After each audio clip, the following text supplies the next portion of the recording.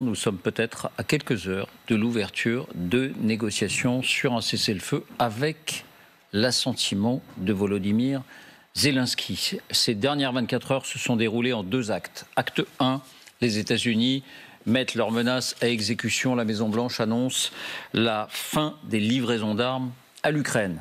Messieurs les Ukrainiens, si vous ne voulez pas signer ce cessez-le-feu, si vous posez vos conditions sur des garanties de sécurité qui doivent l'accompagner, vous n'aurez plus d'armes. Acte 2, Volodymyr Zelensky, il y a un peu plus d'une heure, publie un communiqué dans lequel il semble se dire prêt à signer ce cessez-le-feu, à partir sur cette idée de cessez-le-feu et en parallèle sur l'accord sur les minerais, aux conditions sous la direction des États-Unis. Donc on est peut-être là sur un rebondissement très important dans cette guerre entre l'Ukraine et la Russie. Voyons d'abord les faits, précisément, ce qui s'est passé. Voici les indispensables avec Lucille de Villers. Bonsoir Lucille. Bonsoir David, bonsoir à tous. Donc les États-Unis stoppent les livraisons d'armes, c'est l'acte 1. Oui, l'information est sortie par la presse américaine qui cite un proche de Donald Trump. Nous faisons une pause, nous réexaminons notre aide militaire pour nous assurer qu'elle contribue à la recherche d'une solution au conflit entre l'Ukraine et la Russie, écrit par exemple le Wall Street Journal. On apprend plus tard que la décision a été prise à la Maison-Blanche lors d'une réunion présidée par Donald Trump. Autour de lui, le vice-président J.D. Vance, Marco Rubio, le secrétaire d'État, Pete Hegseth, le secrétaire à la Défense, et Tulsi Gabbard, la directrice du renseignement national. J.D. Vance qui enfonce le clou cette nuit, écoutez-le. The president is actually taking a much more realistic perspective and saying this can't go on forever. We can't fund this thing forever. The Ukrainians can't fight forever. So let's bring this thing to a peaceful settlement. Et c'est ensuite qu'il explique un peu plus longuement son raisonnement. You're going to have to give up stuff. The Ukrainians are going to have to give up stuff.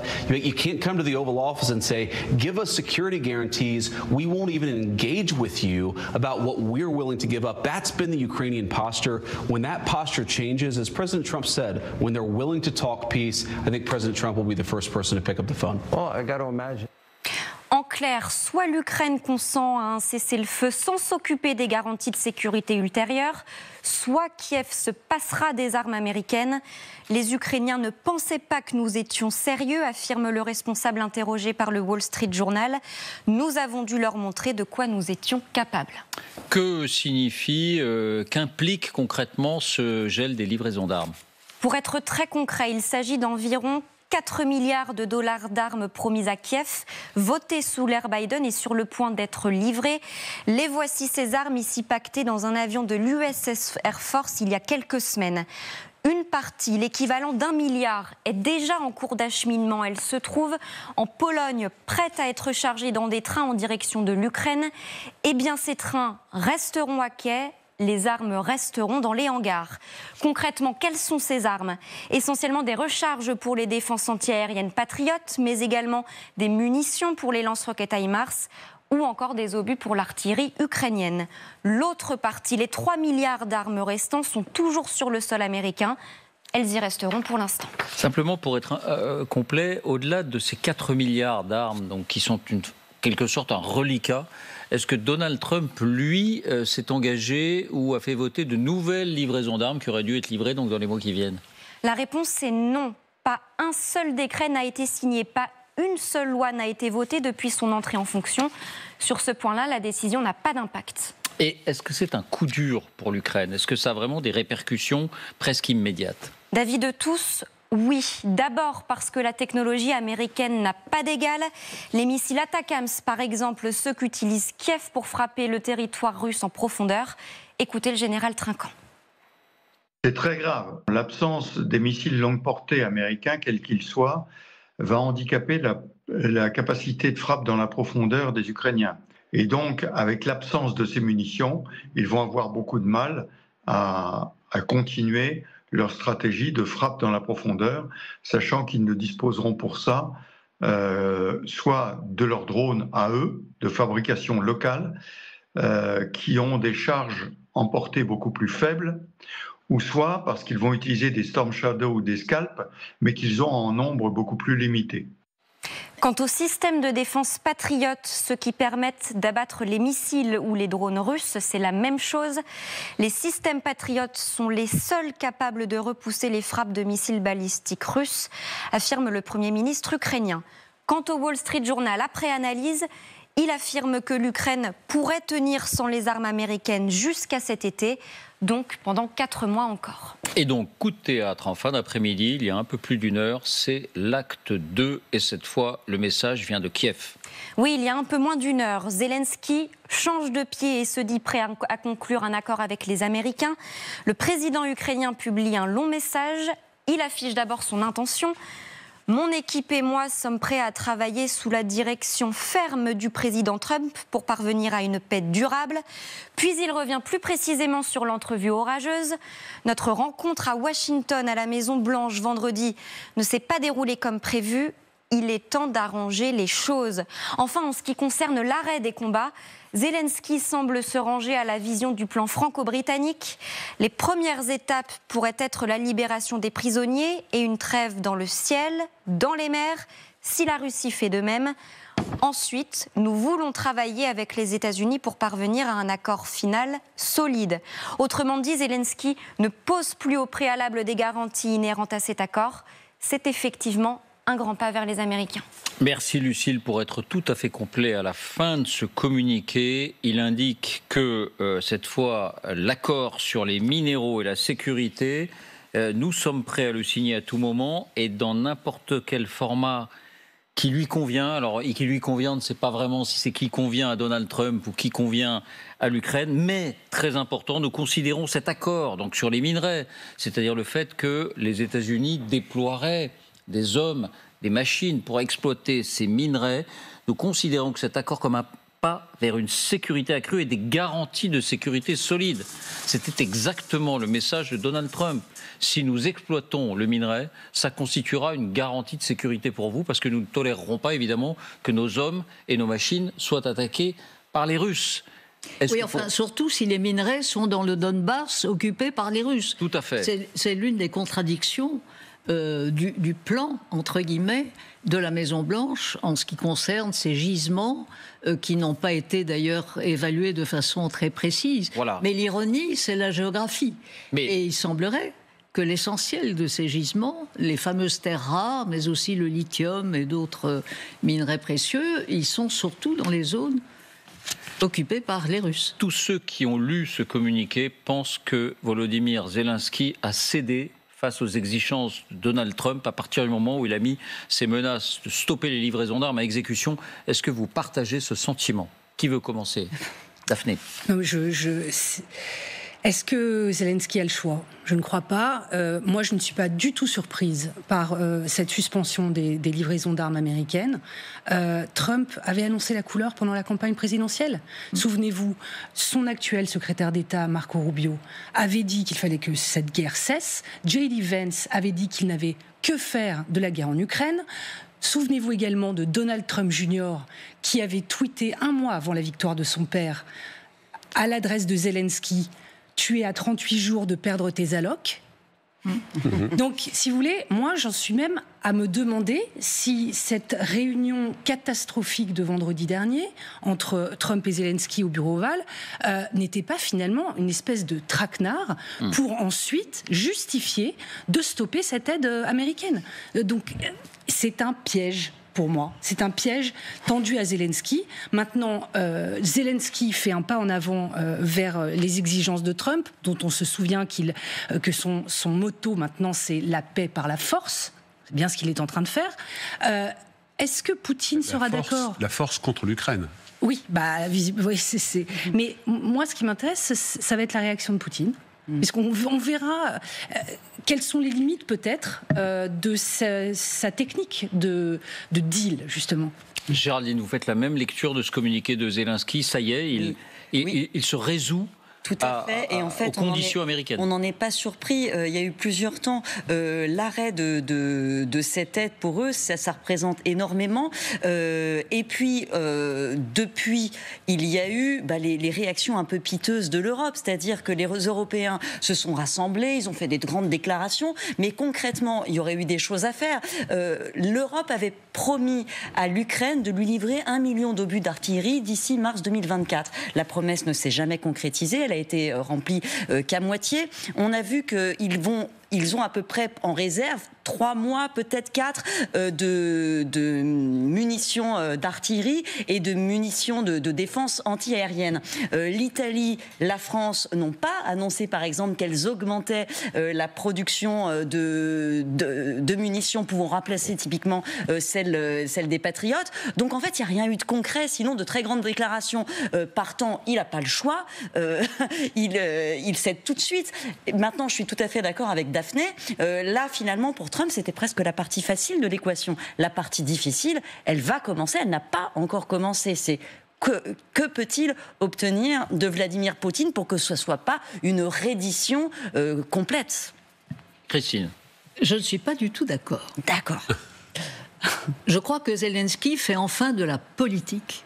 Et il fait de la politique après avoir passé quand même 3 jours très intenses avec les Européens, dont, à mon sens, les discours et la décision de mettre en commun des moyens importants, c'est pas du tout piteux. On peut dire c'est tardif. On peut dire il va falloir du temps avant de passer à l'acte. Mais à partir du moment où les Britanniques en particulier et les Français travaillent de conserve, ce que Zelensky a annoncé ce soir, c'est-à-dire cette idée d'une trêve, non pas sur terre, mais le ciel et la mer, c'est exactement ce qu'Emmanuel Macron avait déclaré au Figaro, je crois, en rentrant de Londres dimanche soir, et c'est très certainement ce qui a été convenu avec Starmer, le Britannique, Macron, le Français, et Zelensky. Donc on peut dire, Zelensky aurait peut-être dû commencer par ça, vendredi dernier, quand il a été pris dans cette espèce d'escalade verbale où J.D. Vance, le vice-président, joue au pitbull. Je veux d'ailleurs compléter, vous savez ce que J.D. Vance a dit dans cette fameuse interview dont on a eu un très bon résumé tout à l'heure. Il a dit, c'est pas une poignée de pays européens qui n'ont pas fait la guerre depuis 30 ou 40 ans qui vont pouvoir faire quoi que ce soit. Donc il a oublié la contribution française en Afghanistan, où il me semble, Pierre, qu'on a eu un certain nombre de morts, la contribution britannique, Afghanistan, Irak, la contribution italienne, la contribution danoise. Donc le mépris de cette équipe vis-à-vis de l'Europe, vis-à-vis des pays européens alliés traditionnels des États-Unis, cela fait partie du paquet. Mais Zelensky, je crois, dans ses déclarations, il tend la carotte à Trump. Trump, il veut un deal. Il veut le prix Nobel de la paix. Il veut son accord sur les minerais. Eh ben, je le signe, cet accord sur les minerais, que les Ukrainiens avaient d'ailleurs renégocié à leur avantage, en diminuant le montant, etc., etc. Et puis il dit, un cessez-le-feu, allons-y. Et comme vous dites, là maintenant, le problème, c'est Vladimir Poutine. Mais au départ, Volodymyr Zelensky se disait prêt à signer l'accord sur les minerais si et seulement si les États-Unis fournissaient des garanties de sécurité. Donald Trump disait, à partir du moment où nous travaillons, où des travailleurs américains se rendent sur le sol ukrainien, où des machines américaines sont déployées sur le sol ukrainien, c'est en soi une garantie de sécurité. Et Volodymyr Zelensky disait non, ça ne suffit pas. Je veux aussi le survol aérien, ceci, cela. Et Trump disait, faites-nous confiance, Poutine ne se risquera pas à me défier. Et finalement, Zelensky, aujourd'hui, cède sur ce point et dit d'accord pour l'accord sur les minerais, sans garantie de sécurité supplémentaire, d'accord pour le cessez-le-feu, sans garantie de sécurité supplémentaire. Est-ce que c'est une victoire pour Donald Trump ce soir, Pierre ? Oui, c'est une victoire pour Donald Trump. Ce qu'il faut bien comprendre, c'est que depuis la rencontre horrible à la Maison-Blanche, toute une série de pays, les Français, les Britanniques, les Polonais, les Italiens, c'est-à-dire ceux qui dialoguent avec Donald Trump, on se rappelle de la façon extrêmement habile avec laquelle le président français a fait la conférence de presse, etc. Donc tous ces pays-là ont joué les go-between, ont joué les émissaires au téléphone pour essayer de convaincre les deux. Trump de dire mais voilà, il y a le traité sur le minerai qui est important pour vous. Il y a la possibilité de déboucher. On va discuter avec le président Zelensky et le résultat de ça donne cette série de discussions qui correspondent effectivement à, de la part de Zelensky, une prise en compte des données politiques. Alors que l'homme qui était dans le bureau ovale, ce qui est très légitime, c'était le président chef de guerre. Bon, face à un pitbull et un roquet. Bon. Et donc, effectivement, le chef de guerre Zelensky a fait face avec beaucoup de courage, mais il a oublié qu'il avait une négo et que la négo, soit vous la concluez, soit vous la concluez pas, mais il faut le faire. Donc là, il est en train de le faire. Et la question aujourd'hui, c'est, comme le disait Daphné, est-ce que finalement les Américains s'en fichent et sont plutôt satisfaits d'humilier à nouveau Zelensky qui est obligé d'aller manger un peu dans la main de Trump. Et dans ce cas-là, il pourrait demain promettre Kiev, la donner à Trump, etc. Ça ne changerait rien. L'autre point qui est important, je terminerai par là, c'est que Trump a une haine personnelle qui a été renforcée. Il l'avait déjà avant, il y a une haine personnelle. Et il y a toute une série de déclarations ces derniers jours. On en parlait hier, précisément, sur cette haine personnelle. Haine personnelle, et qui disent, en gros, Zelensky doit dégager. Le message aux Ukrainiens, c'était, si vous voulez renouer, vous virez ce gars-là. Donc c'est tout cela qui a amené Volodymyr Zelensky, ce soir, à publier ce communiqué? Oui, parce que je pense que les alliés les plus proches de Zelensky lui ont fait comprendre une chose qui me semble importante. Enfin, moi, ça m'a semblé important dès le début. Trump ne donnera aucune garantie de sécurité militaire. Aucune. Ni directe, ni indirect. On parlait du filet de sécurité. Il ne veut pas mettre le doigt là-dessus. Ça ne l'intéresse pas. C'est contraire à ces trucs, etc. En revanche, le point qui n'est pas intéressant, et vous l'avez souligné, vous l'avez dit David, c'est que la présence, et Trump l'avait dit, mais là-dessus, il n'avait pas tort, le fait d'avoir des ingénieurs, des ouvriers, et entre parenthèses, les mines ukrainiennes qui font l'objet de l'accord cadre, c'est un accord cadre, elles produiront dans 15 ans. Mais en attendant, sur le terrain d'Ukraine, il y aura des Américains. Et ça gêne quand même Poutine. Donc je pense que Zelensky, au-delà de la scène surréaliste qu'il a vécue, il a intégré cet élément et là, il fait ce qu'il faut, y compris pour flatter Trump, qui a un ego démesuré. Le petit mot que vous avez rappelé, sous votre autorité ou sous votre direction. Sous votre direction. Sous la direction forte du président Trump. Voilà. Mais j'ajoute simplement un mot, Géraldine, simplement un mot, puisque vous mentionnez cela. Il y a un autre paragraphe où, il fait un bel effort, Volodymyr Zelensky, pour l'orgueil de Donald Trump. Nous apprécions vraiment tout ce que l'Amérique a fait pour aider l'Ukraine à maintenir sa souveraineté et son indépendance. Et nous nous souvenons du moment où les choses ont changé lorsque le président Trump, et là il parle du premier mandat, a fourni des javelots à l'Ukraine, des javelines. Voilà, oui. Il dit c'est des javelines. Nous vous en sommes reconnaissants. Donc vraiment, là, il met le fond et la forme. Mais bien sûr, parce qu'il faut aussi tenir compte du fait que Donald Trump a son opinion publique derrière lui. Et il ne pouvait pas non plus perdre la face lui-même. Il a été élu sur ce mandat de se retirer des théâtres extérieurs. Donc il a besoin aussi d'un prétexte pour maintenir cette protection sans le dire. Et c'était exactement ce qu'il proposait de faire en creux avec cet accord sur les minerais. Il faut aussi comprendre sa position à lui, ce que Zelensky là semble avoir intégré. Et justement, on va avancer parce qu'il y a cette nouvelle des 800 milliards, cette annonce tonitruante de la Commission à Bruxelles. Mais d'un mot assez rapide, s'il vous plaît, à chacun d'entre vous, est-ce que vous excluez que ce soit, malgré tout le côté humiliant de la scène qui a été observée vendredi dernier, que ce soit un accord qui pourrait finalement ne pas être mauvais pour l'Ukraine? C'est-à-dire qu'effectivement, Donald Trump soit décidé à faire respecter ce cessez-le-feu sans pour autant afficher des garanties de sécurité militaire, comme vous le disiez. Daphné, votre sentiment? Alors, mon sentiment, c'est que, au vu de l'adoption par Donald Trump et son administration de la rhétorique russe, je ne vois pas comment cet accord va bien finir pour Kiev. Vraiment, je ne le vois pas. Et en plus, en refusant toute garantie de sécurité, au-delà donc de ces mineurs américains sur le sol ukrainien, en refusant toute garantie de sécurité, même indirecte, ça veut dire qu'il empêche les Européens volontaires et capables d'offrir des garanties de sécurité. Parce que nous ne pouvons pas déployer des milliers d'hommes en Ukraine raisonnablement sans l'appui américain, au moins en matière de renseignement, au minimum. Christine, votre sentiment, est-ce que cet accord pourrait augurer d'un cessez-le-feu puis d'une paix durable finalement ? La paix durable, encore une fois, on va voir ce que dit le Kremlin. Qu'il y ait un cessez-le-feu, ce serait déjà une respiration, à condition que ça ne soit pas utile pour les Russes pour reconstituer leurs forces sur la ligne de front terrestre.